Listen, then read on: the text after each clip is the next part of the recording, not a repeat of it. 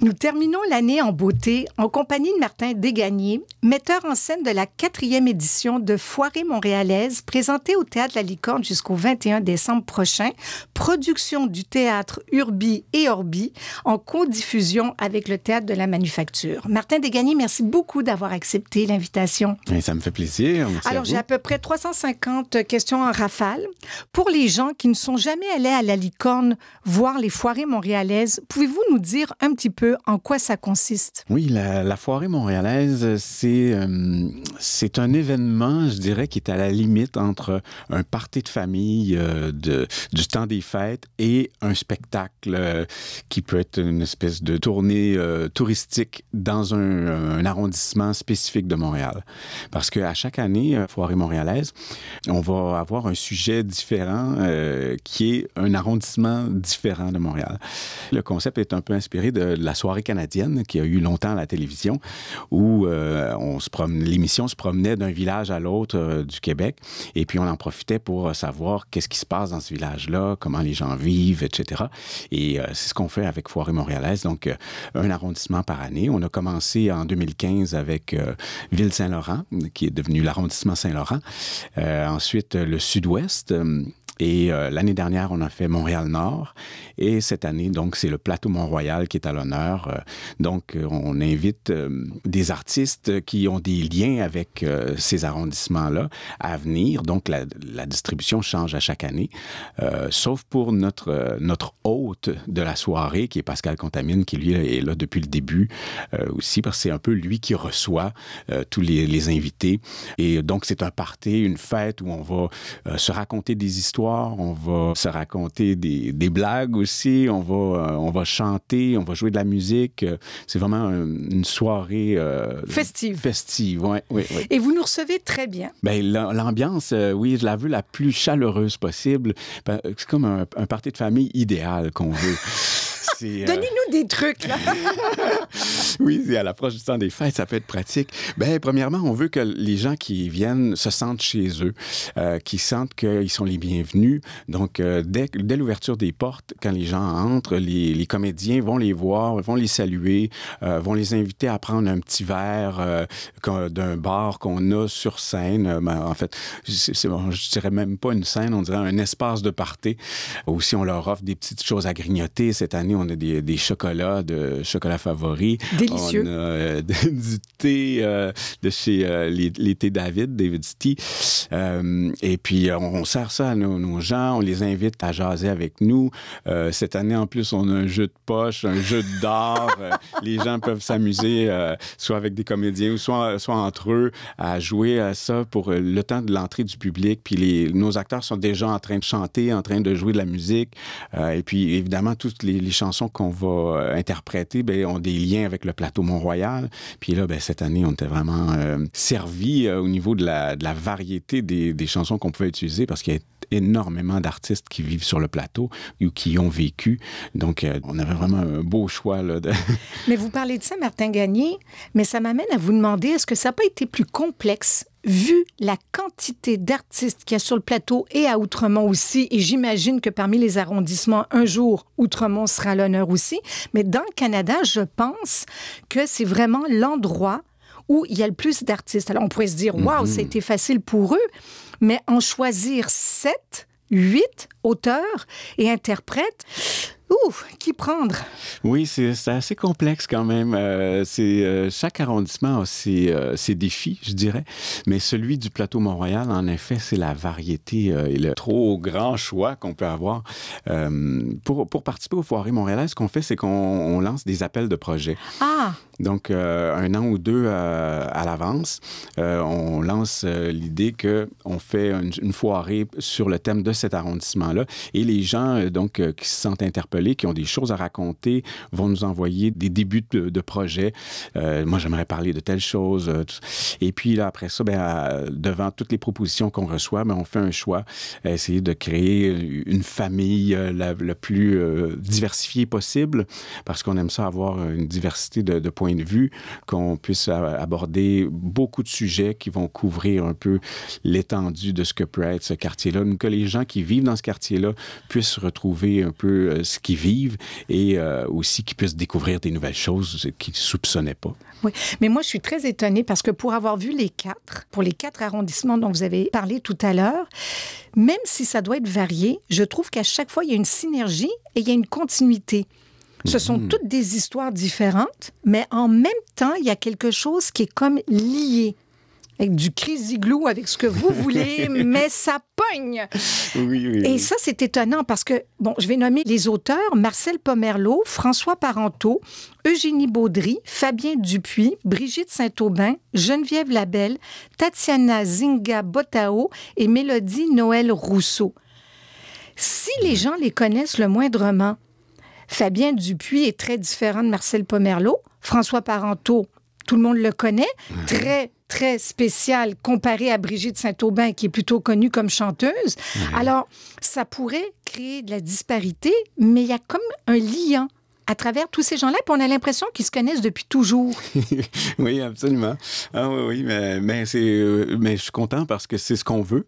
Donc oui, on veut présenter une diversité de points de vue, une diversité d'artistes, et en même temps, il faut que ces gens-là se rencontrent. Donc on fait quand même plusieurs répétitions où ça devient une espèce de création collective finalement, parce que tout le monde apporte son point de vue, c'est ce qu'il a envie de dire, et puis on a aussi Juliane Ranger-Beauregard, qui a été cette année notre auteure-éditrice, qui s'est assurée de faire des liens entre tous ces univers-là, de créer une structure dramatique intéressante qui progresse tout au long de la soirée. Donc, il y a rencontre au niveau de l'écriture, puis il y a aussi rencontre au niveau des répétitions, parce que le texte se peaufine au fur et à mesure qu'on travaille, couche par couche, on dirait que ça se sédimente, les couches une par-dessus l'autre. Puis on laisse quand même beaucoup de place à l'apport des gens, des comédiens, de la spontanéité en répétition. Souvent, il y a des commentaires, des répliques qui naissent en répétition et on dit « wow », on les garde.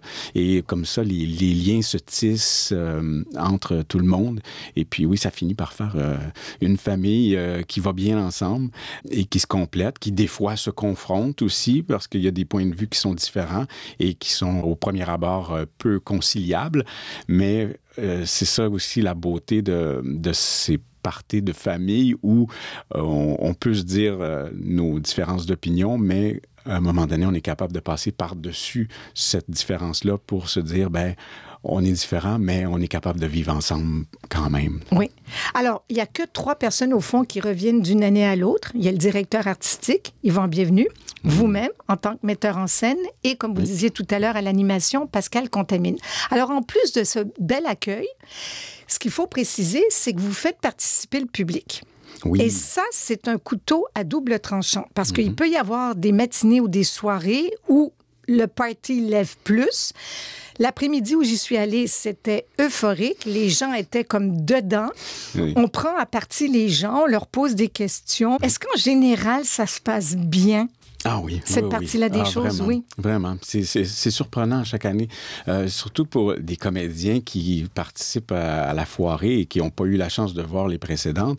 Ils arrivent, puis je leur parle de cette ambiance-là qu'on va créer, puis que les gens vont participer, puis ils vont avoir du plaisir à le faire. Puis ils se demandent, ah oui, ça se peut, pour vrai? C'est ça qui va arriver? Et oui, absolument. Une chance que, c'est ça, j'ai Pascal à côté de moi qui a vécu toutes les foirées, fait qu'il dit, oui, faites-nous confiance. La chimie pogne avec le public aussi, parce qu'on veut que dans ce party de famille-là, qu'on brouille le plus possible la frontière entre les artistes et les spectateurs pour qu'on soit tous des participants à cette fête-là. Donc, il y a une liberté qui est donnée aux gens qui ont envie de raconter des choses. Donc, le public, on force personne, mais les gens qui sont là, puis par exemple, qui connaissent bien le plateau, puis qui ont envie de dire, oui, mais moi, j'ai vécu telle chose et c'est important que ça soit dit, ils peuvent le faire. Donc, il y a vraiment une discussion qui se passe avec les gens et Pascal Contamine étant l'hôte de la soirée, c'est un peu lui qui gère cette discussion-là et il a le talent pour le faire, il a la sensibilité pour le faire, donc il est capable de voir qu'est-ce qui est intéressant à développer quand quelqu'un prend la parole dans le public, par exemple, et à à quel moment aussi c'est le temps d'enchaîner avec un autre sujet ou tout ça. Donc, il y a une chimie qui se passe, puis ça se passe toujours bien, puis on a vraiment toujours des belles discussions avec les gens. Il y a des discussions, mais on ne peut pas ne pas parler de la musique. Cette année, il y a 2 musiciens sur scène, Robin Bouliane au violon, entre autres, Claude Fradette à la guitare, Fabien Dupuis qui joue aussi un peu de piano.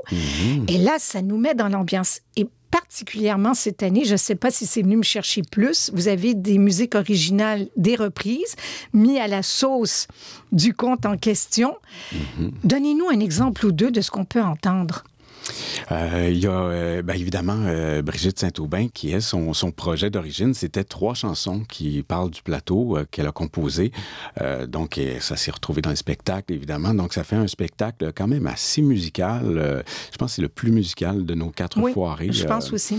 Et puis, ces chansons-là se moulent bien ou s'incorporent bien au party, à la discussion. On passe facilement d'une discussion à une chanson, l'un éclairant l'autre. On a aussi un fado aussi qui nous est chanté par Geneviève Labelle, qui nous raconte une histoire avec une Portugaise du plateau Mont-Royal et qui termine avec un fado qui est magnifique, qui vient nous chercher à chaque fois. Le Alléluia de Cohen, Henri Godon. Oui. C'est pas piqué des vers, ça non plus. Le Jean Leloup, la salle se lève, c'est incroyable. François Parenteau, ce qu'il nous fait aussi, c'est magnifique. Ah oui, François a plusieurs chansons. Ça m'a étonné qu'il y en ait autant dans son répertoire. Pour vrai?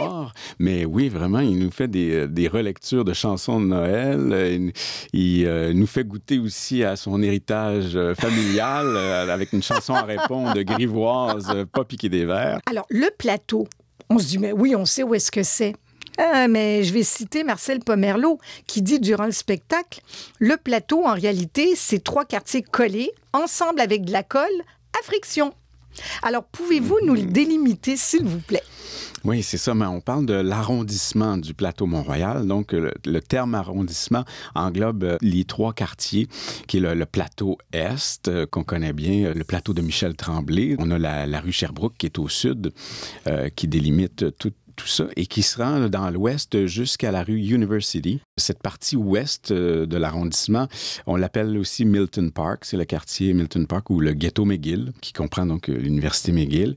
Et puis, la frontière ouest, donc, elle longe l'avenue du Parc. Et ce qui fait que les tam-tams ne font pas partie de l'arrondissement Mont-Royal, au grand désespoir de tout le monde qui s'imagine très bien que ça peut en faire partie. Et ensuite, un petit peu plus haut, ça bifurque sur Hutchison et ça va jusqu'au chemin de fer, en fait, qui délimite à la fois la frontière nord et la frontière est, puisqu'elle est en courbe. C'est tout ce qui est inclus là-dedans, qui est l'arrondissement Plateau Mont-Royal. Donc, c'est le Myland qui est au nord. Et là, toutes les histoires racontées, vraies ou pas, touchantes ou drôles, sont racontées par les comédiens que j'ai nommés tout à l'heure, et ça va autant des restos du plateau, en passant par des itinérants, par des Français, parce qu'on sait combien est-ce qu'ils sont nombreux. Martin Desgagnés, la dernière chose, c'est la première fois que vous mettez en vente le décor. Oui. Qu'est-ce que c'est que ça? Ben oui, on a procédé cette année à une expérience assez particulière.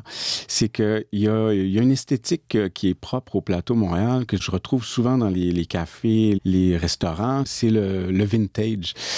Donc, aller superposer les époques. Et ça me parlait beaucoup. C'est pour ça que le décor, j'avais envie qu'on superpose des époques, qu'on les mette ensemble et que pour construire notre présent, en fait. Et puis, donc, la meilleure façon, c'est d'aller trouver des trucs usagés dans le but que ça ne se retrouve pas aux poubelles comme beaucoup de décors de théâtre après une production. On a envie que ça continue à vivre, ces meubles-là, donc on les revend. C'est-à-dire que notre party de foirée montréalaise est aussi un marché de Noël. Donc, vous pouvez faire vos emplettes de Noël en venant voir le spectacle, en se disant « Oh, la chaise sur laquelle je suis assis, elle est belle, elle vaut 40 $. décor, pourquoi pas? Donc, on peut acheter les éléments de décor et aussi des éléments sur lesquels les spectateurs sont assis.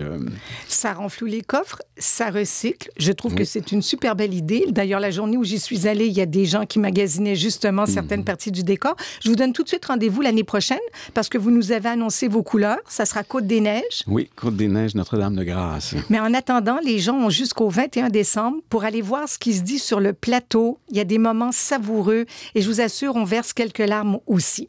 Merci beaucoup d'être venu aujourd'hui. Merci à vous.